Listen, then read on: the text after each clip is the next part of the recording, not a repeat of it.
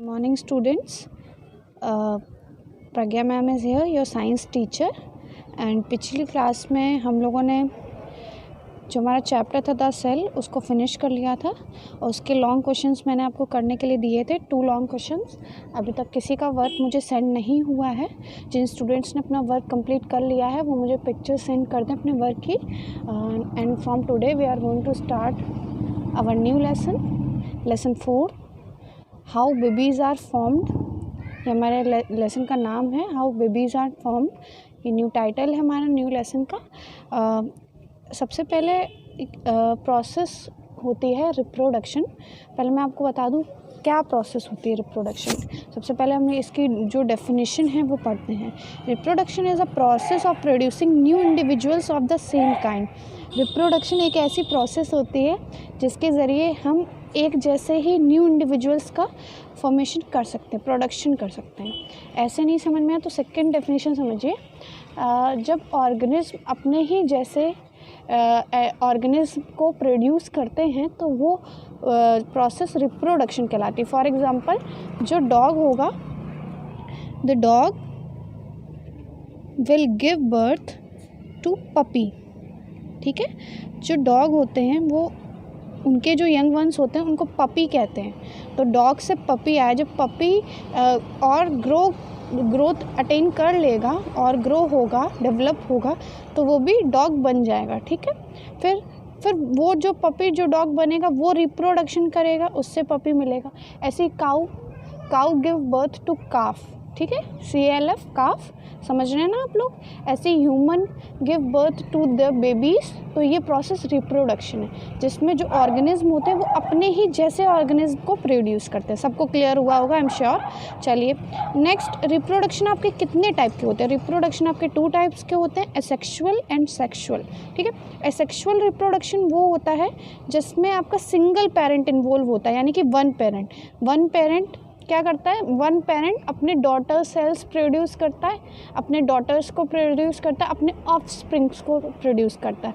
अब यहाँ पे मैं अपनी लोकल लैंग्वेज यानी कि जो बेबी है, बेबी वर्ड का यूज़ ना करते हुए बार बार ऑफस्प्रिंग्स वर्ड का यूज़ करूँगी। ऑफस्प्रिंग्स मीन्स भी होता है बेबी। ठीक है, क्लियर। तो एसेक्सुअल रिप्रोडक्शन वो रिप्रोडक्शन होता है जिसमें सिंगल पेरेंट अपने बेबी यानी कि ऑफस्प्रिंग को बर्थ देते हैं। They give birth to more of its own kind. अपने ही जैसे और ऑर्गेनिज्म को बर्थ देते हैं और प्रोड्यूस करते हैं। समझ में आया, एक सिंगल ही parent. Asexual reproduction single parent की हेल्प से ही होता है। फॉर एग्जांपल आप देख सकते हैं ये अमीबा है। अमीबा आप लोगों ने पिछले क्लास में भी पढ़ा होगा। अमीबा, इसका कोई शेप नहीं होता, शेपलेस होता है और ये अपनी फॉल्स फीट की हेल्प से अपना जो खाना है वो कैप्चर करता है, फूड को कैप्चर करता है। ठीक है, बीच में ये न्यूक्लियस दिखा रहे हैं। ठीक है, अब आप इस डायग्राम को समझिए। इसमें अमीबा ये पेरेंट सेल है, लिखा है पेरेंट सेल, सिंगल पेरेंट है, डबल पेरेंट तो नज़र नहीं आ रहे ना फिगर में, सिंगल पेरेंट है, ये पेरेंट सेल है। आगे चल के सबसे पहले क्या होता है, अब ये बेबी को बर्थ देने वाला है तो बेबी को बर्थ देने के लिए, ऑफस्प्रिंग्स को प्रोड्यूस करने के लिए क्या करेगा, सबसे पहले इसके अंदर जो न्यूक्लियस होता है वो डिवाइड हो जाएगा।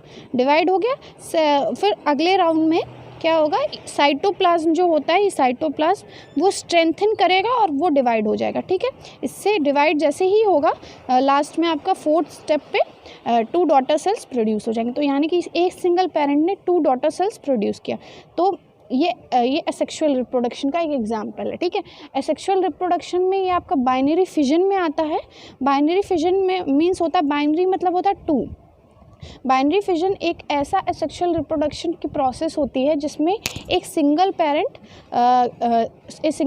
Give birth to 2 daughter cells, जो 2 डॉटर सेल्स प्रोड्यूस करते हैं। यहाँ पे डेफिनेशन दी गई होगी, आप लोग चेक कर सकते हैं। सबसे पहले आप समझ लीजिए some common types of asexual reproduction. Asexual reproduction कितने टाइप्स के होते हैं? बाइनरी फिजन जिसमें 2 डॉटर सेल्स प्रोड्यूस होते हैं। मल्टीपल फिजन जिसमें 2 और more daughter cells can be produce, यानी कि in short in multiple fission there will be many daughter cells produce.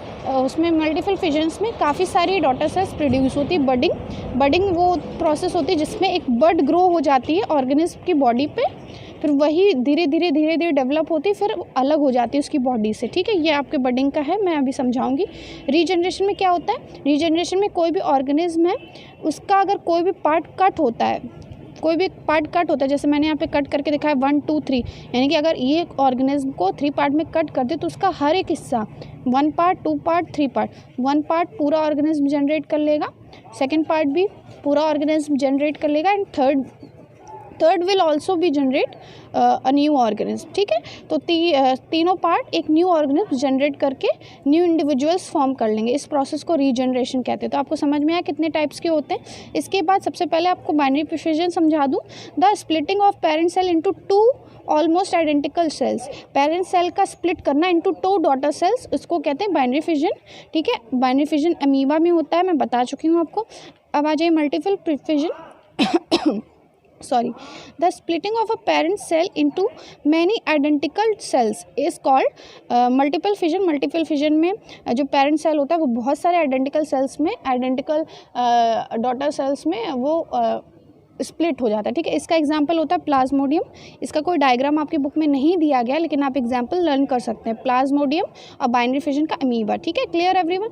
अब आ जाइए बडिंग। बडिंग में मैंने आपको बताया एक बड ग्रो हो जाती है, तो देखिए इसका एग्जाम्पल बडिंग इन हाइड्रा। जो बडिंग होती है वो हाइड्रा में होती है, बडिंग जो प्रोसेस वो हाइड्रा में पाई जाती है। हाइड्रा में क्या होता है, हाइड्रा में ये ऊपर जो स्ट्रक्चर है इसको कहते हैं टेंटिकल्स। हाइड्रा में पहले सबसे पहले छोटी सी बड ग्रो होती है, फिर वो ग्रो करते डेवलप हो जाती है और बाद में लास्ट में डिटैच हो जाती है ऑर्गेनिज्म की बॉडी से। तो बडिंग एक ऐसी प्रोसेस होती है जिसमें ऑर्गेनिज्म की बॉडी पे बड ग्रो हो जाती है, फिर वो डेवलप होकर एक टाइम आता है जब वो फुली डेवलप हो जाती है तो वो डिटैच हो जाती है, ठीक है। बडिंग हाइड्रा में होती है और ईस्ट में भी होती है। ईस्ट भी एक देखिए, ईस्ट इन ईस्ट ऑल्सो बडिंग होती है, ठीक है। क्लियर हुआ आपको। रीजनरेशन समझ लीजिए, the ability in an organism to grow from their fragments. Fragments means होता है जो कट पार्ट होते हैं, उनके कटेड बॉडी पार्ट, जो जिनको हम लोग कट कर सकते हैं, जो कट हो जाते हैं जिनके बॉडी पार्ट्स, जैसे प्लानेरिया का एग्जांपल है। ये प्लानेरिया के ऐसा ऑर्गेनिज्म है जो रीजनरेशन की प्रोसेस दिखाता है, जैसे ये अमीबा दिखाता है अपनी बाइनरी फिजन की, प्लाज्मोडियम मल्टीपल फिजन की, हाइड्रा बडिंग की, उसी तरीके से प्लानेरिया ये क्या करता है, ये अपने फ्रेगमेंट्स में कट हो जाता है और उन्हीं फ्रेगमेंट्स में को न्यू ऑर्गेनिज्म में चेंज कर देता है। तो समझ में आपको रीजनरेशन तक। ये आपका आज का इंट्रोडक्शन था जो कि आपका 7 मिनट्स का हो गया, ठीक है। ज़्यादा मैं ओवर नहीं कर सकती वरना ओवरफ्लो हो जाएगा, आपको क्लियर नहीं होगा।